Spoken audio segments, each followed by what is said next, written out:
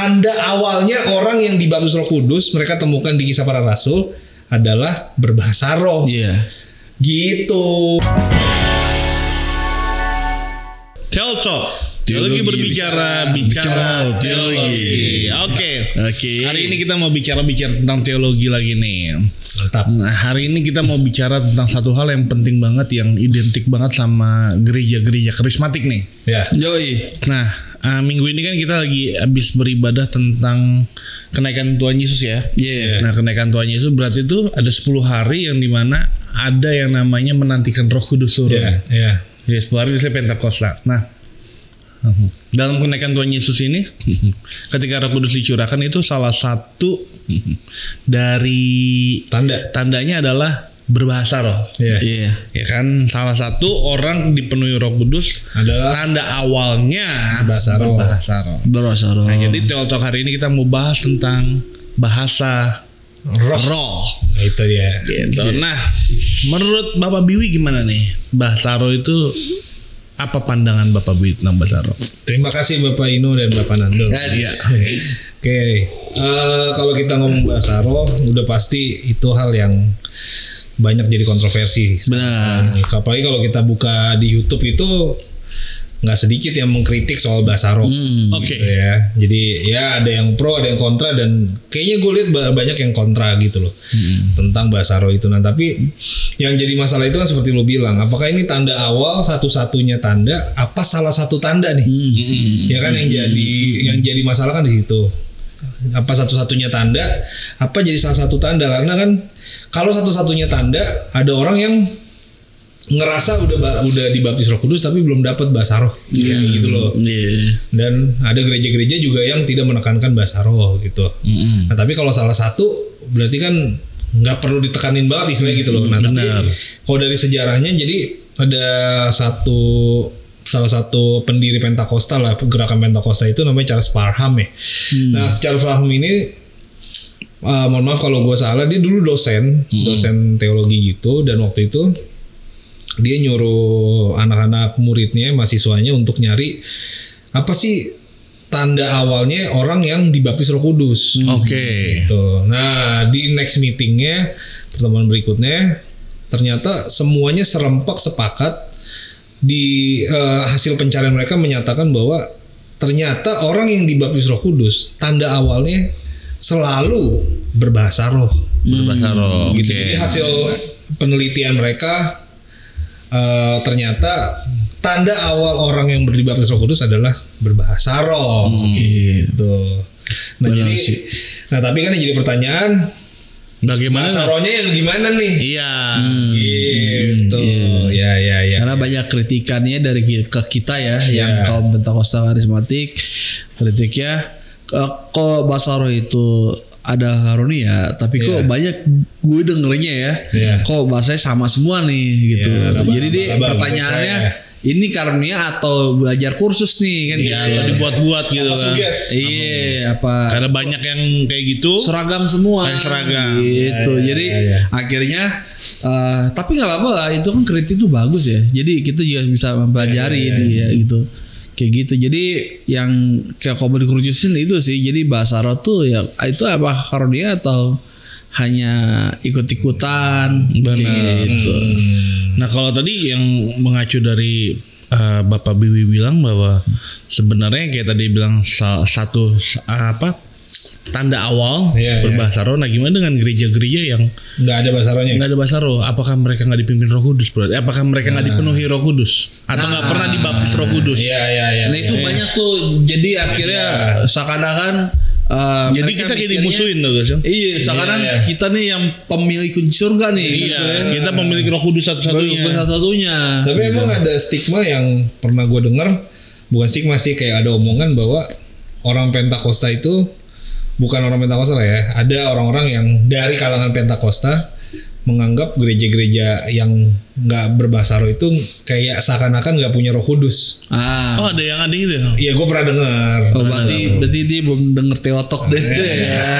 Kita sebut oknum lah ya. Oknum. Jadi menganggap bahwa yang Roh Kudus itu bekerjanya pas lagi di gereja-gereja Pentakosta karismatik gitu. Iya. Karena kan kayak gereja-gereja lain yang nggak ada bahasa roh atau tumbang-tumbang gitu istilahnya. Oh ini nggak ada ini nih, nggak ada Roh Kudusnya, kurang lebih gitulah. Iya sih. Soalnya mungkin dia berpikir gini ya. Mungkin dia tuh salah menyimpulkan aja sih ini.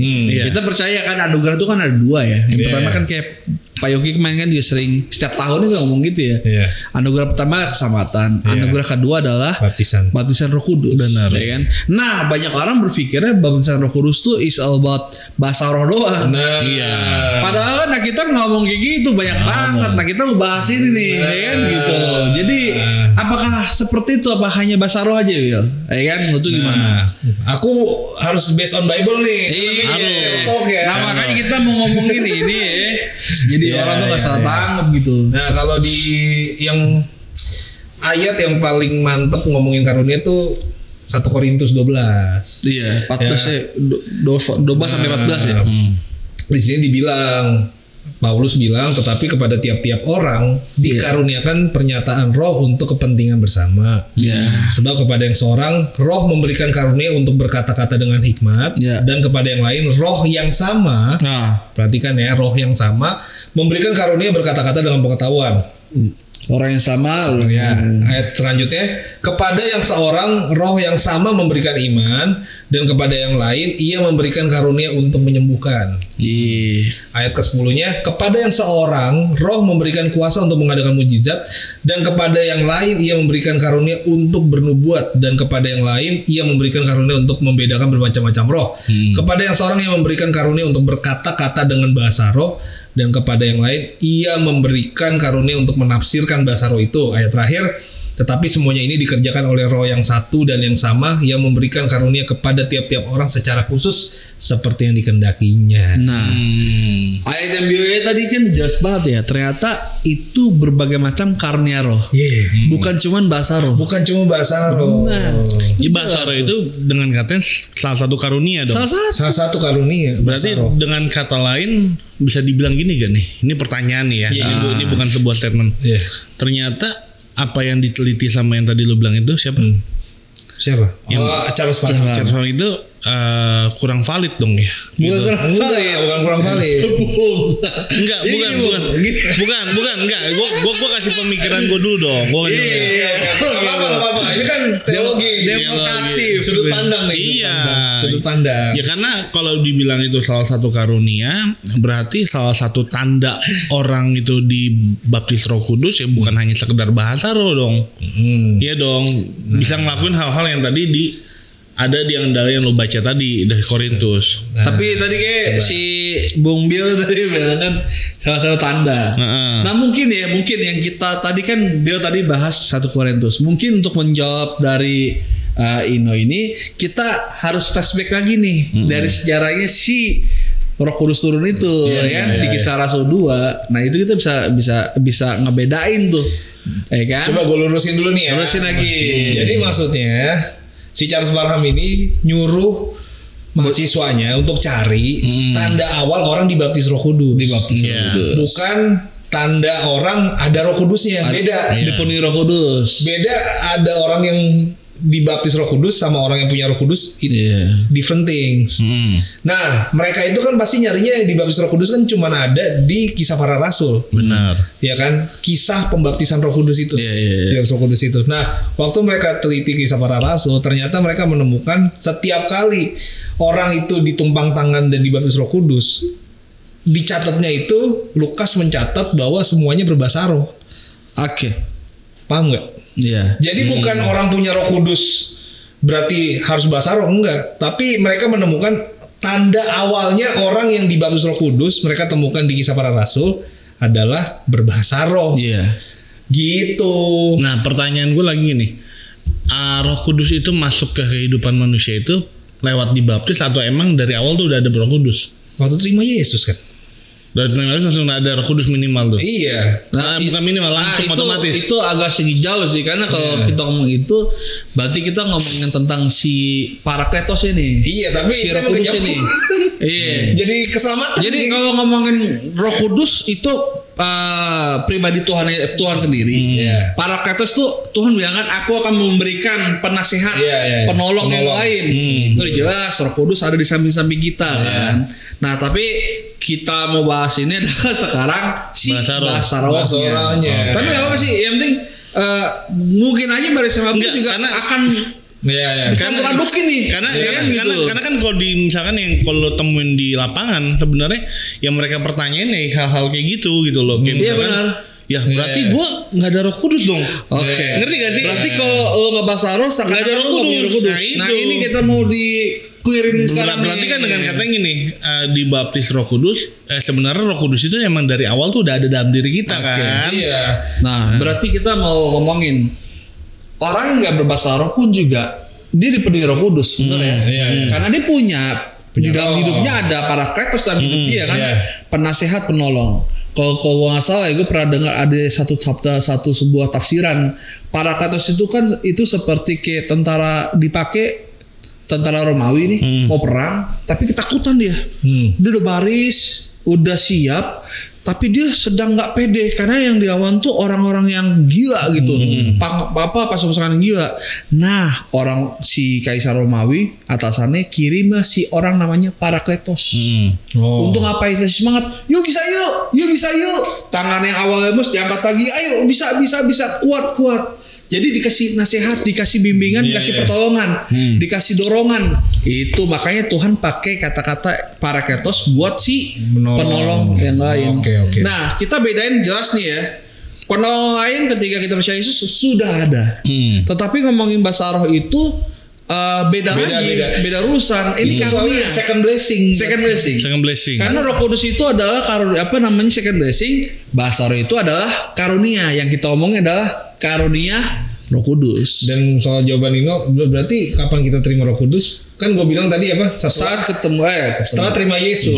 Itu udah otomatis. Ayatnya 1 Korintus 12 ayat 3 bilang, tidak ada seorang pun yang dapat mengaku Yesus adalah Tuhan selain oleh Roh Kudus. Itu jelas. Iya, titik. Benar. Jadi lo nggak mungkin bisa terima Yesus kalau bukan Roh Kudus yang menggerakkan hati lu dan membuka hati. Oke, berarti kita kerucutin nih. Orang yang nggak berbahasa roh pun juga ada Roh Kudus. Gitu. Pertanyaan, kenapa kita bahasa roh?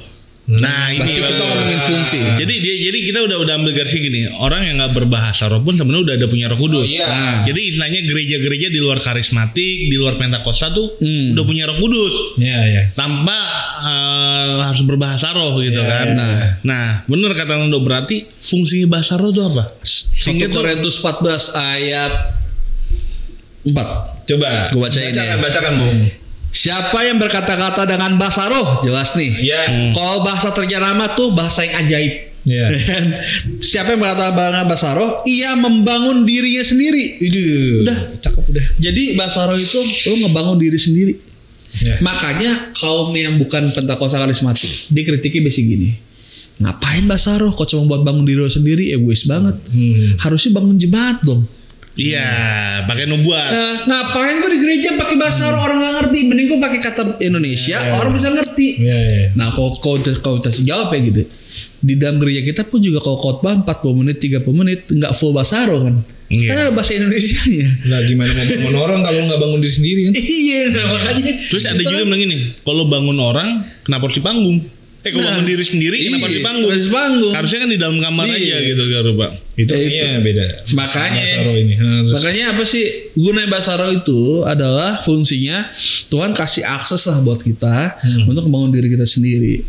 Karena bahasa roh itu bahasa yang tidak dimengerti sama kita. Makanya dibilang akal budi nggak bekerja kan? Nggak bekerja. Makanya setan pun juga nggak bisa ngerti.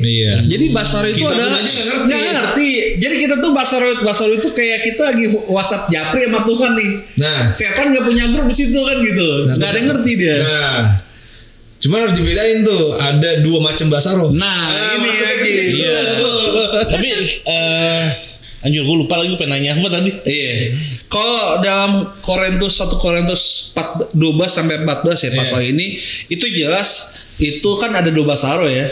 Itu jelas bahasa yang tidak dimengerti sama kita sama orang lain. Bahkan bisa dibilang setan juga nggak ngerti. Nah, itu apa? Itu namanya seno yang dapat dimengerti. Berarti glosolalia. Glosolalia itu nggak bisa dimengerti. Itu hanya Tuhan dan hanya Tuhan yang Tapi kalau yang kisah so 2 itu udah pure jelas itu bahasa si Seno. Nah, Senolalia. Sebelum masuk ke Seno dan glosolalia gitu, nah, aku pengen nanya, apakah ternyata gini loh, bisa disimpulkan nggak sih nih Bill bahwa ternyata kayak bahasa roh itu adalah sebuah doktrin daripada gereja tertentu, karena nggak semuanya ngambil. Ngerti gak? Bisa dibilang gitu gak sih? Nggak, ini diskusi aja. Kalau doktrin sih enggak ya, tapi lebih ke pemahaman teologi kali ya. Karena gini, kalau kita lihat ada gereja-gereja yang nggak berbahasa roh, bahkan anti, bahkan ada hamba Tuhan ya ngomong bahwa itu bahasa iblis jatuhnya gitu, yang glosolalia. Nah, menurut gua gini, kan kita GBI itu menekankan bahasa roh, bahkan ya gitu deh. Nah, kita harus lihat dulu nih bahasa roh yang dianggap sesat itu yang seperti apa. Iya. Karena kalau misalnya ke gereja lain yang bukan menekankan bahasa roh, mereka pun percaya sebenarnya akan bahasa roh. Jadi ada satu pendeta yang besar, kalau gue sebut mungkin pada tahu juga,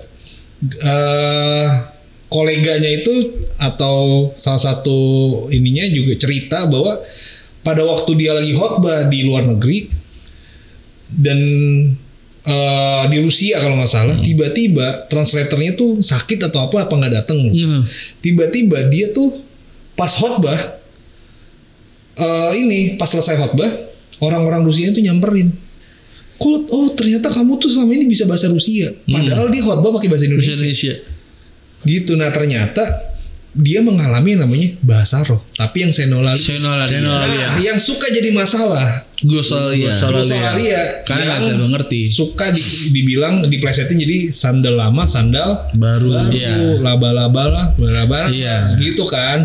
Itu yang jadi masalah. Nah, menurut gua, kalau gereja kita GBI nih yang suka berbahasa roh seperti itu, menurut gua kenapa ditekankan, salah satunya gue percaya karena pengalaman. Nah, itulah yang menjadi sampai sekarang bukan dibilang doktrin kali ya. Dijadikan sebuah pemahaman atau keyakinan yang sudah paten. Jadi bisa dibilang bahwa pengalaman itu menimbulkan sebuah pemahaman yang baru. Dan pemahaman itu akhirnya melahirkan sebuah kebiasaan dalam pelayanan. Karena budaya. Gue setuju sih. Karena kenapa? Karena kita punya, ingat gak, kita tuh punya dosen di Seminari Bethel, suami istri gitu loh. Nah, yang satunya tuh punya prinsip bahwa yang suaminya itu punya prinsip bahwa bahasa roh itu ya itu bukan yang kayak seperti kita katakan biasa nih kalau kita ibadah gitu kan. Yang itu cuma sekali, dan kalau ada orang berbahasa roh itu harus ada yang menafsirkan, dibilang. Tetapi gue pernah lihat dengan mata kepala gue sendiri, istrinya ketika beribadah, ketika dia khotbah di COF atau Chapel ya gue lupa, istri berbahasa roh.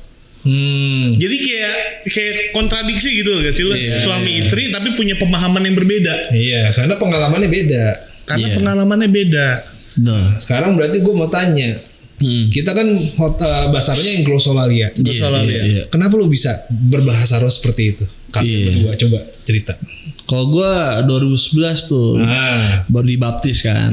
Dan sebetulnya gue belum pernah tahu ya namanya bahasa roh, belum pernah dengar sama sekali. Kan baru bertobat, tiba-tiba dibaptis.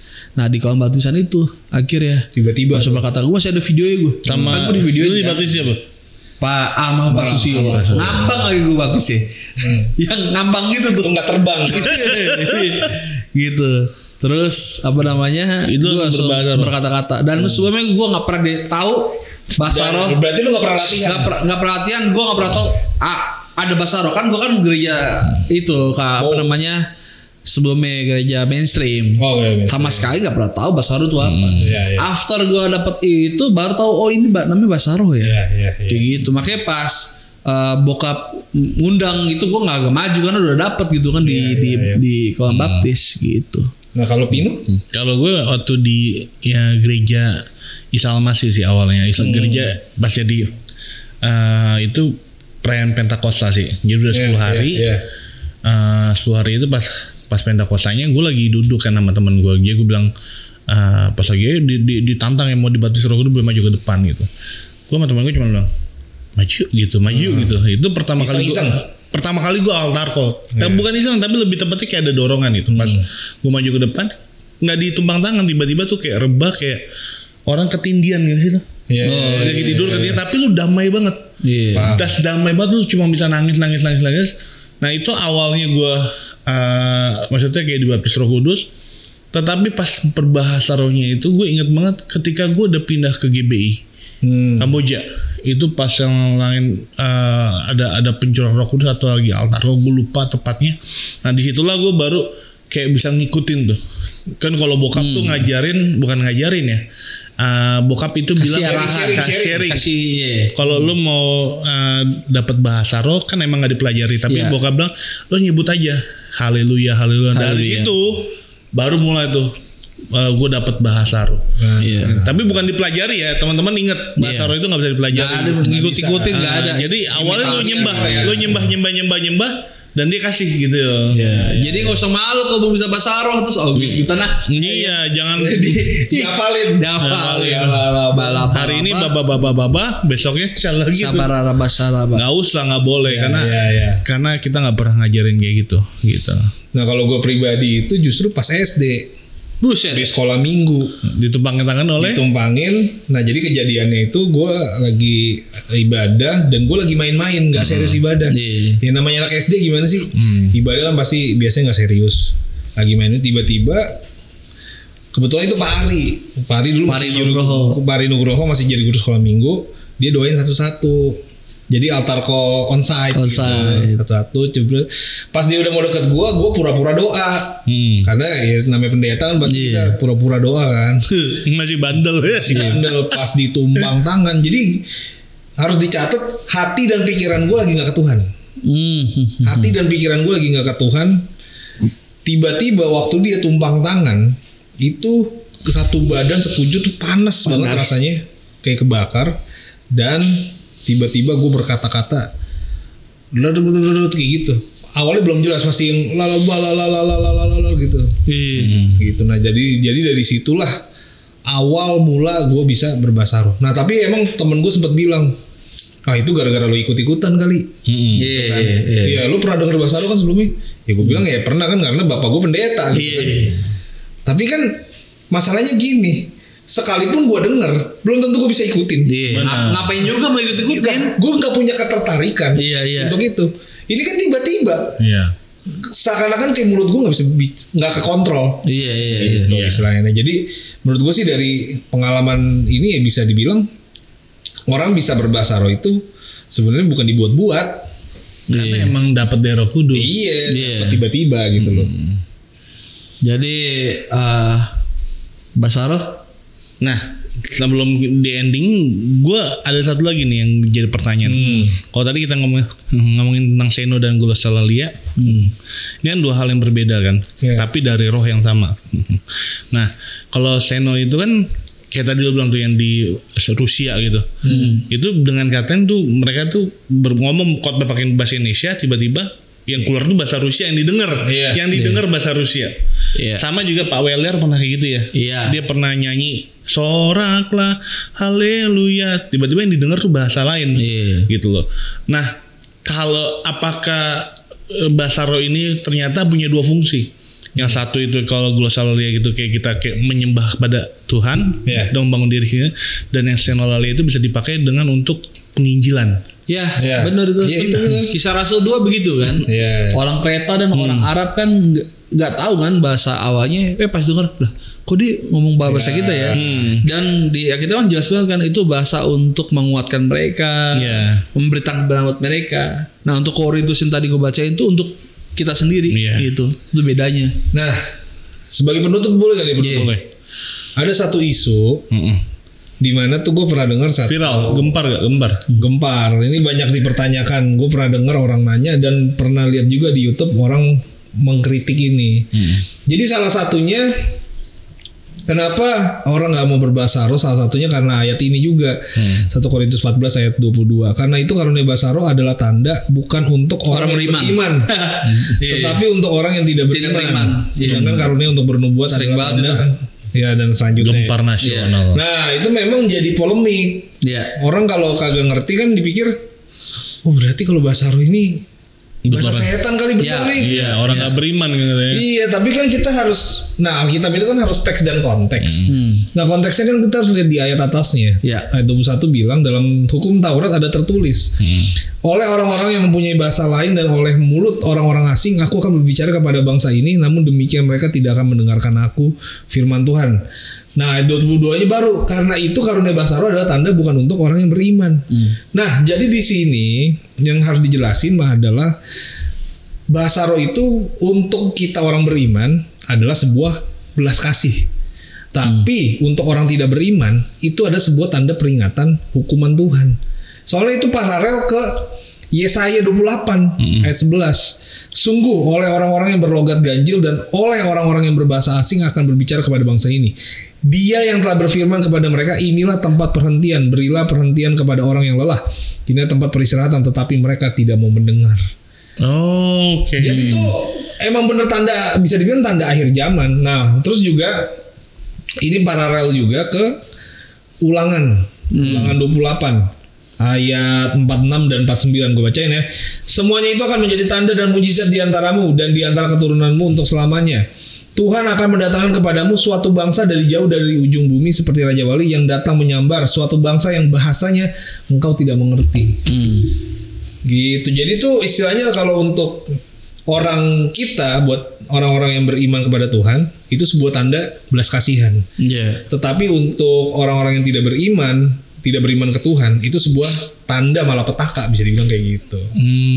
Jadi bukan, jangan disalah tafsirkan. Dan ditambah juga ini kan pakai bahasanya glossalia kan ya. Karena buat orang percaya. Iya buat orang percaya glossalia. Kalau mau konteksnya tuh di Kisah Rasul 2. Tapi baik lagi udah dengar tapi nggak percaya. Itu penting makanya. Makanya gitu kayak salah tafsir, harus lihat konteksnya. Berarti jangan dibilang berarti bukan buat kita nih. Iya. Lah ngapain dari tadi si Paulus nekenin bangun diri tiba-tiba. Jadi bahkan Paulus juga berkata bahwa saya lebih banyak berbahasa roh. Iya kan? Iya, benar gak? Paulus kan berkata kayak gitu, saya lebih banyak.